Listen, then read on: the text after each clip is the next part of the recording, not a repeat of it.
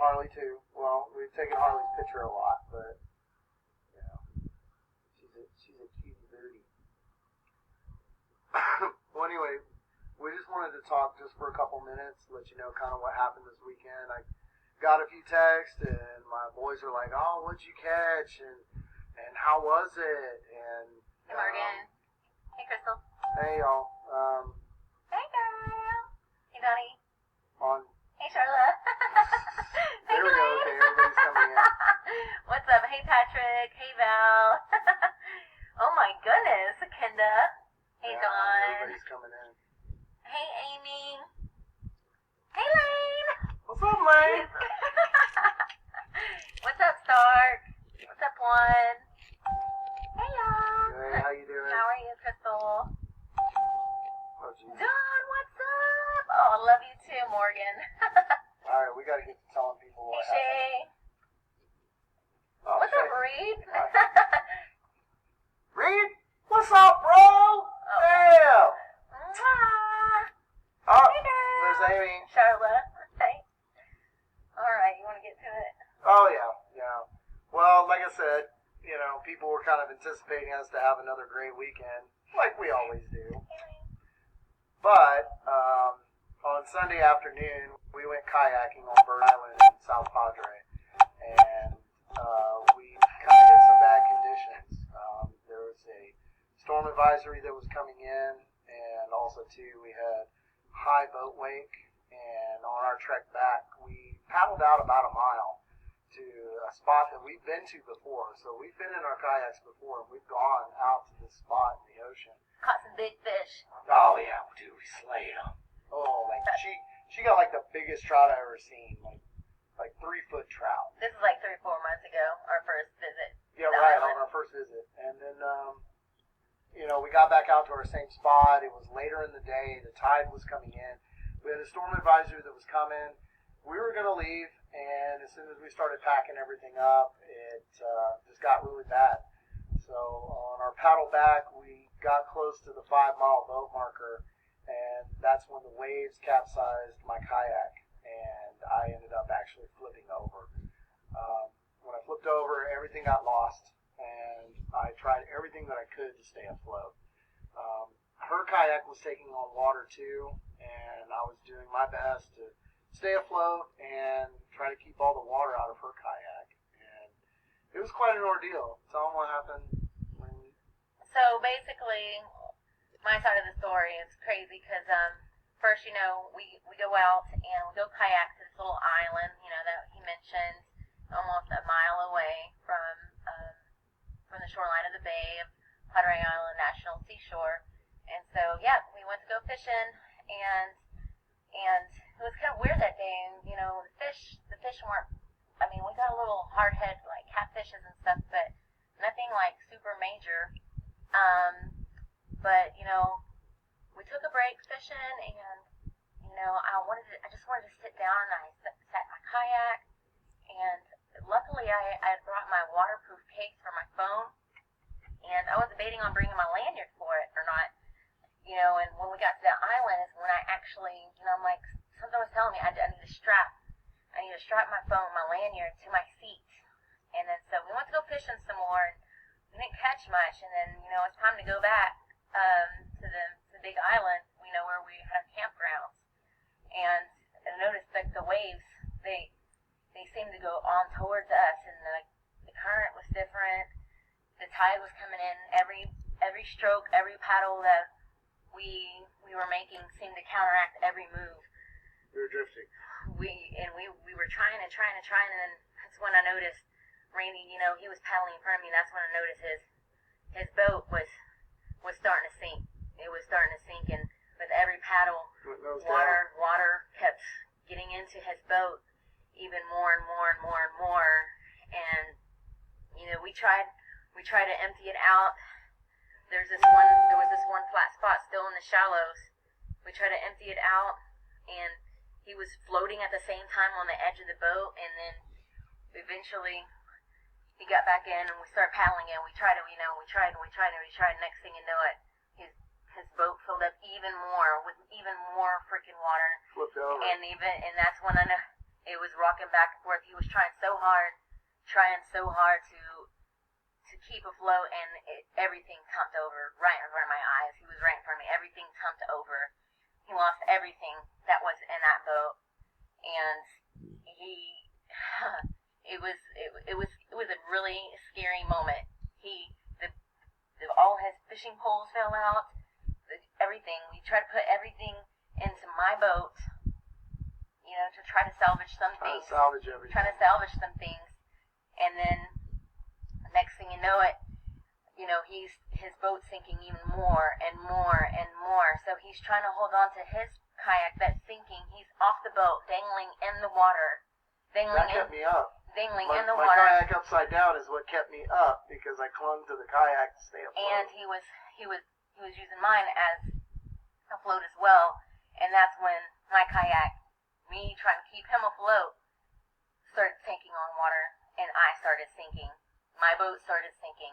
That's when the panic really started coming in. And next thing you know, he's screaming, and he felt something big underneath him. He felt something huge. What did it feel like?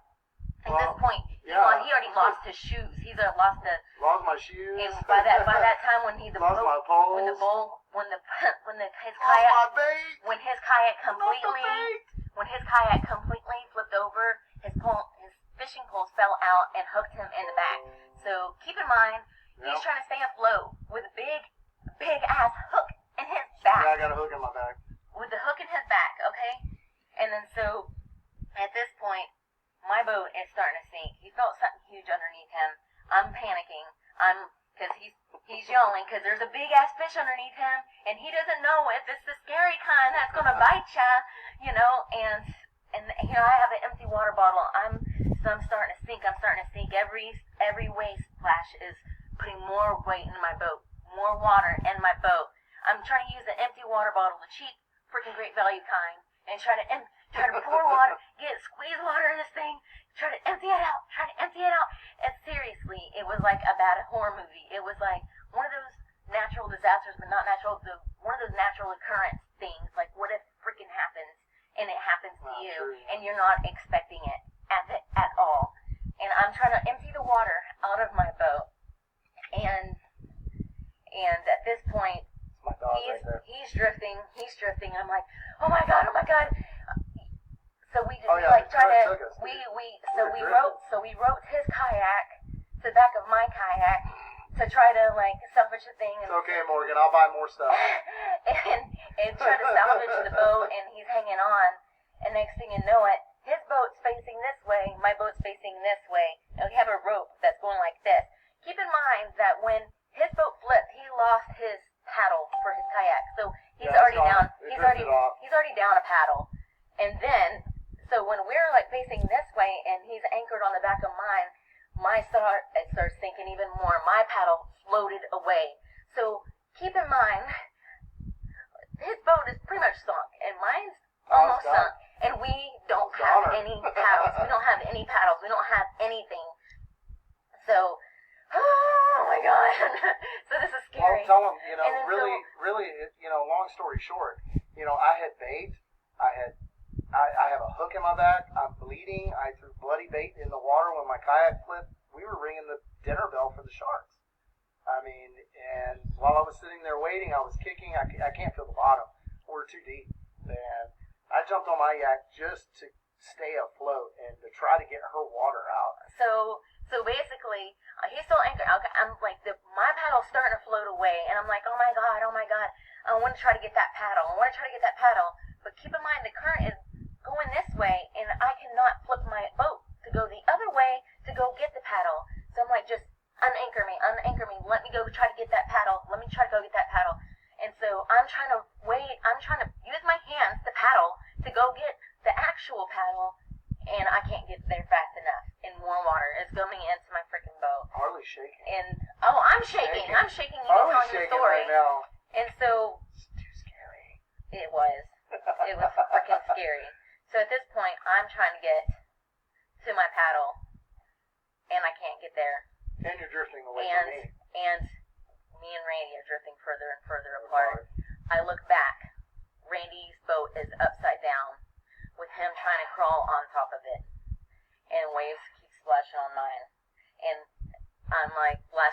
okay, I have to call 911. I have to call 911. Thank Thank God she had God, the phone in her dry thank bag. God, I freaking got that lanyard and strapped it to my seat because when I reached for my phone was hanging off the side of my kayak under the water. Yeah, straight in the water. Under the freaking water. I saw her when she I got pulled it up. It was like, So keep in mind, my boat is sinking, and I'm trying to balance. There's water logged inside of the actual kayak and on top of it, and I'm trying to reach for my phone and having to bend over like this and stay balanced at the same time. I got 911 on the phone. Oh, we have to transfer you to the national park. And next thing you know, and then I got transferred twice. I got transferred once or twice. oh, but when it got And to then dispatch, I'm like, hey, we're in the bay, we're stranded, we don't paddle, or we're sinking, blah blah blah, and the next thing you know we're already in a zone that has no reception at all, and to manage, there's barely any towers out there. and I for mean, it's me- wilderness. and for me Dude, to get a nothing out there. 3-minute call, and then the phone freaking ended. Well, It we freaking got ended, and really then my lucky. phone, and then I could not even make after that. I could not even make another phone call. There was something up with my phone. I don't know what freaking happened, but I could not dial out again. Well, we got really lucky because an actual guy that was a off-duty Coast Guard had his radio on, and he heard the dispatch call when she called in to go to the park rangers. So he had already turned his boat around and was coming back to us. And from that point at the 5-mile boat marker, we were probably about a mile away from where we started. So and we were drifting further and further out. Even our efforts to swim, everything, we just kept going further and further out. So we got to a point to where we either had to ditch the yaks and swim and just try to make a break for it. But in all honesty, her staying with me and me clinging to the upside down yak actually probably saved us because it gave us an opportunity to put our hands in the air and wave and let them know where we were and so that they could see us. So very, very traumatic event, and honestly too, I ended up getting one of my own fucking fishing hooks in the back. I know how stupid. You went fishing and caught yourself, right? So I ended up getting one of my own hooks from my pole in my back, and when we got onto the shore, I could feel something back there. The adrenaline is so high. You're stuck in the water, waves crashing over your face. And I'm in the water. She's in the yak the whole time. And I just want to get the fuck out.